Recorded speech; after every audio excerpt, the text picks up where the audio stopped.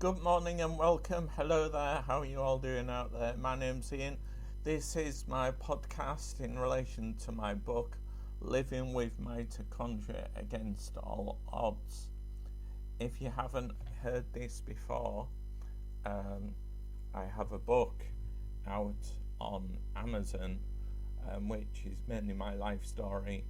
I have mitochondria. And over the years I've done several things like skydives and bungee jumps, wing walks, etc. So it's to show mainly, one, my life story, and two, no matter what you've got wrong with you, because I'm visually impaired and I'm in a wheelchair, is you can get on and do things. As long as there's a flight of stairs that I can't see. That I fall down, but no. So that's my book on Amazon, and there's other podcasts as well, which talk about adventures that I've done since the book, or activities I've done since the book, or if I haven't done any activities, it's I usually talk about things that are in the book. But today, last week, we went to see Shed 7. Shed 7, they've been going on and off for about 30 years, for 30 years,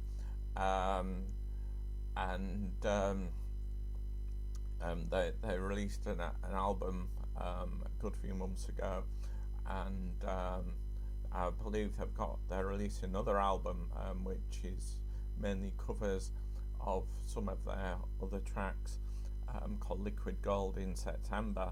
But so it was their 30th anniversary tour, and it was at the Musing Gardens. I've never been to a concert at the Musing Gardens. For anyone out there, I live in York, and at the Musing Gardens, so it was quite strange for me to kind of come out of there, get a taxi, and then get home, because usually places that I go to, concerts and gigs and that, aren't in York usually, so it was quite strange. And I was on this viewing platform, and last time I was on the viewing platform I was at a festival last year, and I said to my PA, I said, I just fancy now going jumping in my tent. She says, I can put your tent up when we get home if you want. I said, no. But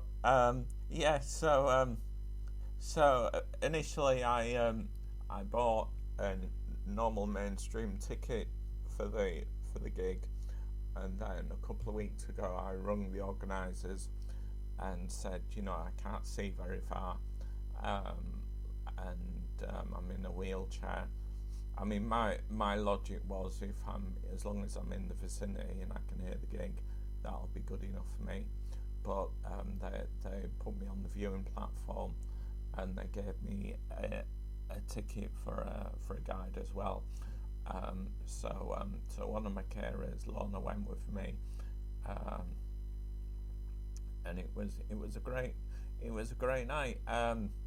Pete Doherty, formerly of I don't know if they're still going, the Libertines, was supporting, and I can't remember the name of the other band.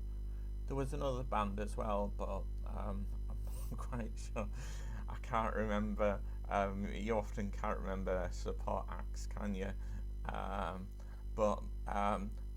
was a bit worried about the traffic getting into York, but it didn't seem too bad. So that was that.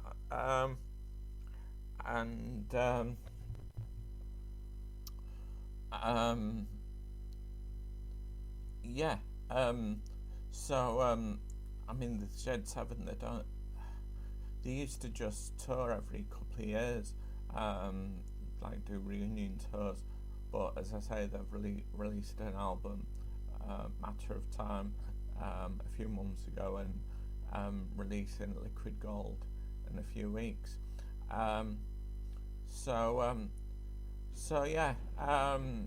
Anyway, I'll speak to you soon. If you haven't already got my book, please look out for it on Amazon.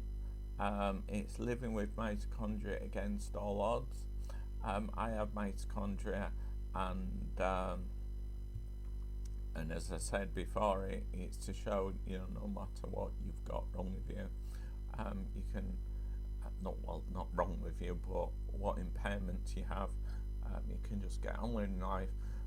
Recently I've been having physio and that, and I've been, gaining some strength in areas that I didn't think I could gain strength. So that's been quite positive. And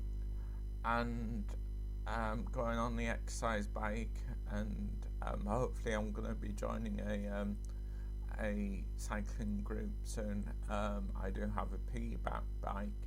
I used to go out with a volunteer from the local blind society. We used to go to York to Benningborough, or York to Selby, or York to Rickle. We'd stop and have a brew, have a cup of tea or coffee, and then come back.